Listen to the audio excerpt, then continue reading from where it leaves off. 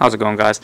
So I thought I'd make a video, got my spam shirt on once again, of what it's like driving my car. I know I kind of did like daily driving a 460 wheel horsepower WRX, but this is going to be more kind of like a what's going on in the cockpit, why I chose certain things. I mean, it's a little different. It's going to be more me talking about why I got each certain thing, but maybe you guys will like this, so I'll give it a shot.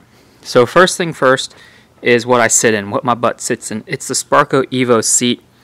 The reason I got rid of the stock WRX seats is just because it's sitting on a bench. If you ever sat in like an old car that has no bolstering and you just slide left, right, that's what the WRX seat felt like. It wasn't comfortable. I mean, okay, it was comfortable, but it just didn't hold me in, and I wanted something a little more aggressive. If I was to change it out though, I would, because for daily driving, as you guys can see, it kind of arcs down. This is very good for daily driving, but I do still find on the track when I'm pushing more G's, my legs do slide around a bit, but I'm not bracing myself as much. Overall, very good seat, keeps you planted. I didn't want to just do one and not have the other one done. It would look kind of bad in my eyes. The OCD would kick in there. So I got two of them. Got Sparco 4-point harnesses. You know, I'll probably swap them out for 6 points at some time. Just wearing the OEM seatbelt now just feels very awkward after wearing harnesses for so long. Yes, I do know the risks of wearing harnesses on the street, so please, you do not have to tell me. So if we move on into the car, we get in, you sit, and I guess the first thing we can talk about is the steering wheel, which is the GT spec D-shaped steering wheel.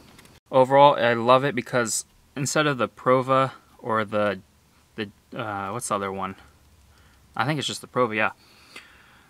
Your thumb bolstering is a lot more aggressive. There's also ridges on the back of the wheel. I doubt you guys can see.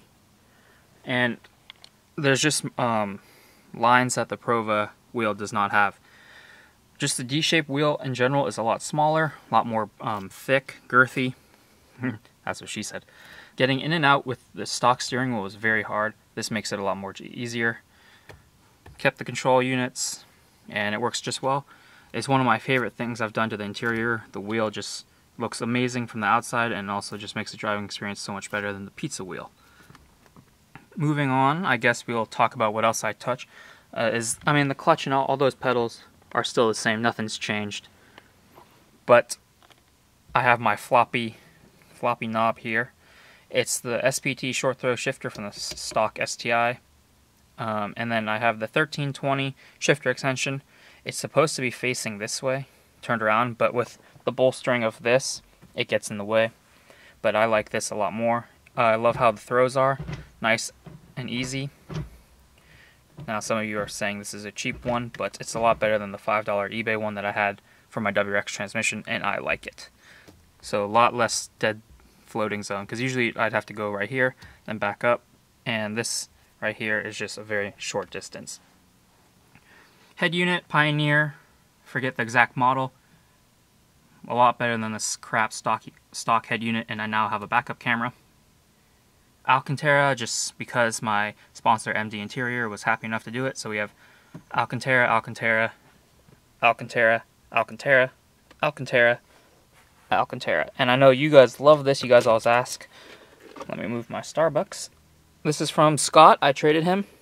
It's a Legacy GT center console, and I think it's pretty badass. A lot of you guys asked where I got it, how to do it.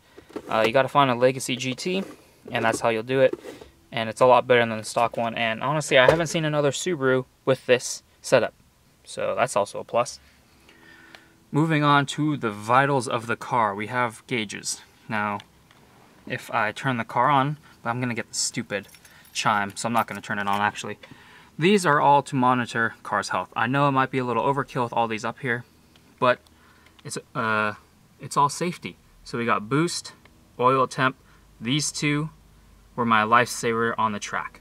These you always need to look at on the track. Oil temp, you never want to see it go above 260, 250. Unlike Kit, who, yeah, his was beeping and he just kept going. But, you know, EGT, you never want to see 1800.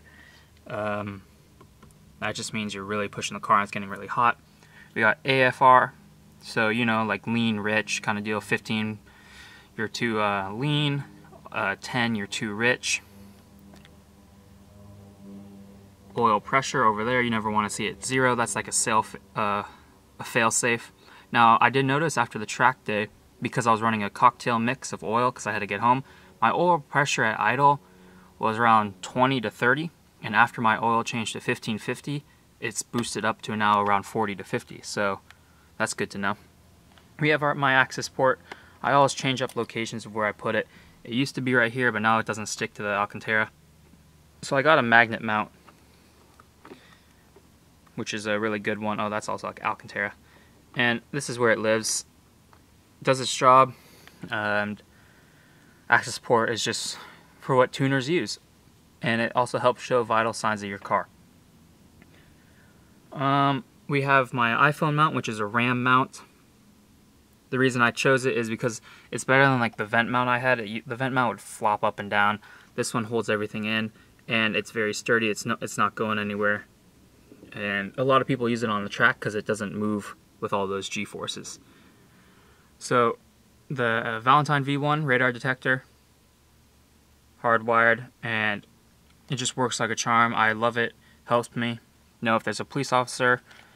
And I would never run a car without a radar detector, whether you're going on long road trips and you're just cruise control, or you're just putting around town. I think an escort or a radar detector is a must. Then we have an eBay mirror mount, or actually off Amazon. I mean, that's about it for the interior of the car.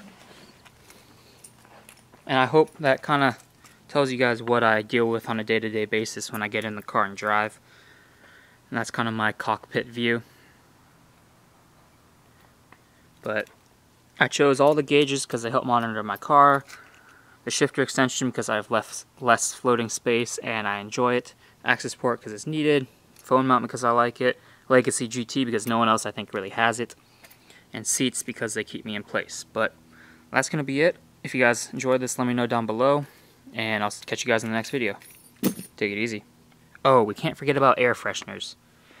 Gotta keep the car smelling well. Got my collection going.